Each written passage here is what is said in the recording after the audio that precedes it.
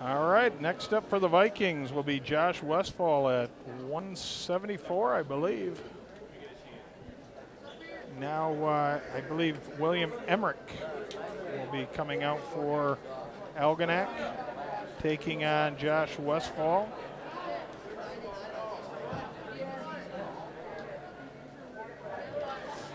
Josh coming over to the scorer's table, check in. Big football player. Josh, a lot of experience.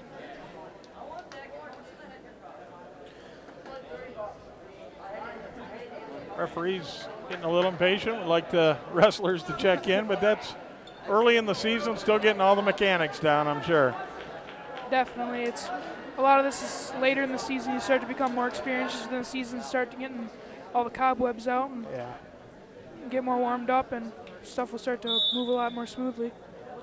All right, Emmerich for the Muskrats against Josh Westfall for the Marysville Vikings. Looks like this is another battle of more of upper body strength. They're locking up a lot. Josh Westfall very quick. goes down for a takedown, looking for either a double or a single leg. Big, strong upper body for Josh. He's trying to get in All right, low, and he got leg. him. All right, nice takedown, nice double leg. All right, now he's got his back. That's 2 points for Josh.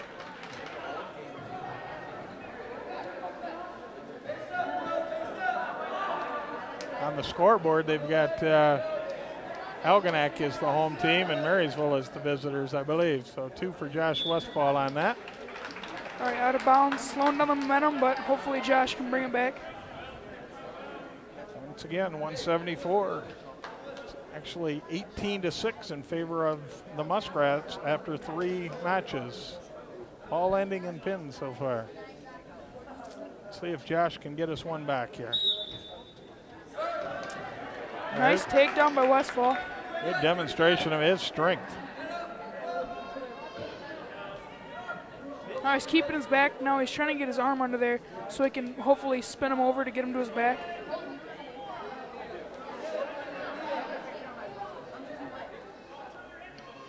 They're working at it, trying to get that leverage.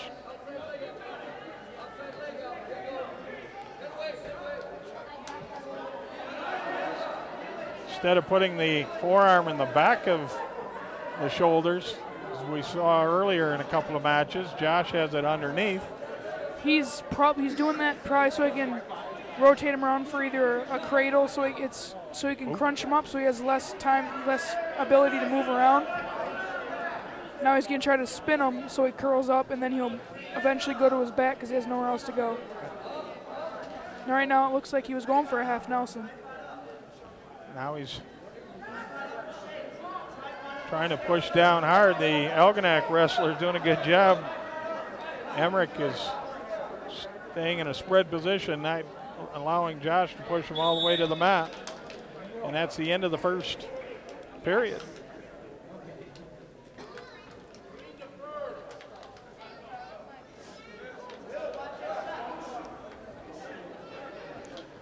Both wrestlers will start the second period in the up position. What are some of the advantages, disadvantages, being down, up, on top? Well, it depends on your ability. Like when you're down, you can, if you have the ability to base out or stand up and peel, or on the bottom, you have a good ability to be able to take them down to their stomach and push them over. Now the deferred position, what they started at right now, gives them both about an equal advantage over each other. It mostly depends on strength, which Josh seems as though he has a lot of strength compared to the Algonac wrestler. He's a lot more quick and aggressive, which is catching the Algonac wrestler off guard more often. Is that individual, just based on strength of each wrestler, which they prefer, what they feel most comfortable with? Well, if you're a wrestler with a lot of upper body strength, you're either going to want to start on top position or start deferred.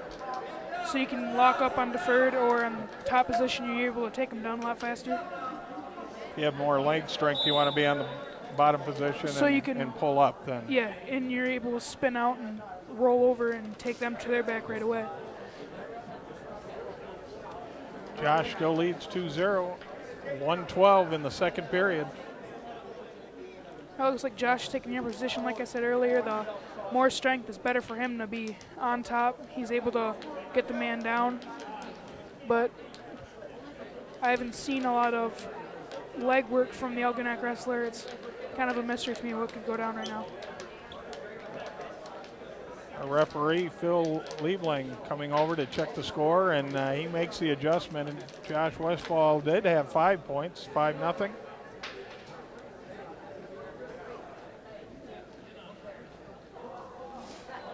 And we're ready to continue. Period number 2. Josh Westfall for the Vikings. Josh Westfall's upper body strength allows him to get right up and throw him to the ground. Now they're both standing up, and Westfall's probably going to be looking to lock up again and take him down.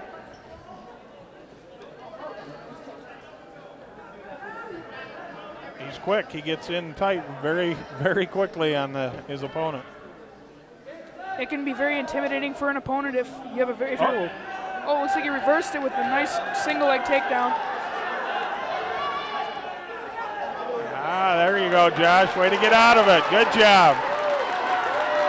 2 points for Josh Westfall getting out of that. Once again, Josh Westfall's upper body strength is really helping him through this match. 9-3 now. Very quickly, the points added up. 20 seconds to go in period number 2.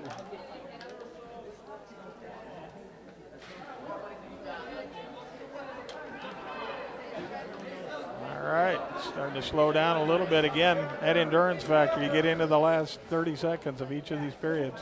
Yeah, well, this sport can be really exhausting, even if you are well conditioned. It's a lot of moving around. You're fighting the other man's strength. 11-3, good second period for Josh Westfall.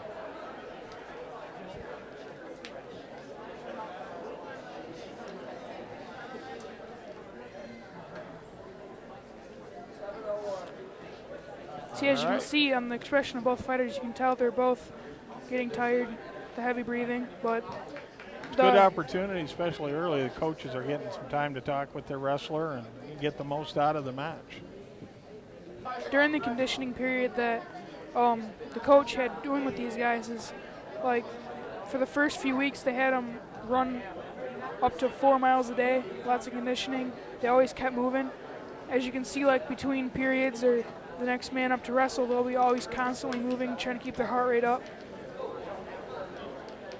Well, it looks like we finally got it settled, and it's 9-5 going into the third. There's some kinks they got to work out yet on the scorer's table and get things ready to go. But Josh Westfall, nice 174 against William Emmerich for the Algonac Muskrats.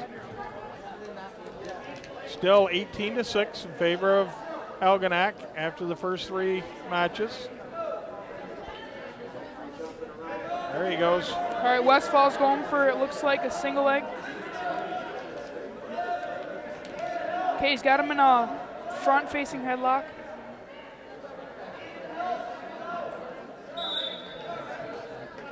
Out of bounds and time to reset.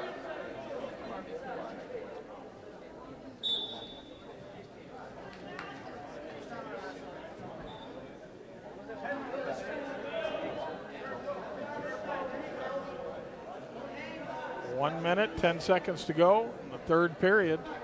Josh Westfall for the Vikings with a 9-5 lead. All right, Westfall's going to look to get inside control by getting, like, both of them have their arms up. He's looking to get both of his arms in between his so he can have inside control. Gives him more control over the head, and if you have control of the head, you have control of most of his body. So you can move him around whatever way you'd feel like. Good. Quickly got back up to his feet. Jab. 40 seconds to go in the match. Emmerich doing a good job this time. Picks up 2 points. It's 9-7 now. All right, now what Josh is doing right now, he's basing up, getting on his hands and knees so he can begin to stand up or square out. Okay, it looks like he's going to stand up. 18 seconds to go in the match. Josh Westfall with a 9-7 lead. Both the coaches are getting really involved. You can hear the crowd, the intensity's picking up. 7 seconds. 4, 3, 2, 1. Victory for the Marysville Vikings and Josh Westfall. But that was a tough, well-executed match.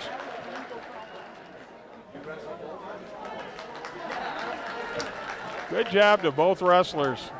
We talked about it before. They shake hands, a lot of respect between each other. And with all the tournaments on Saturday, I'm sure they're going to run across each other again, won't they, Jake?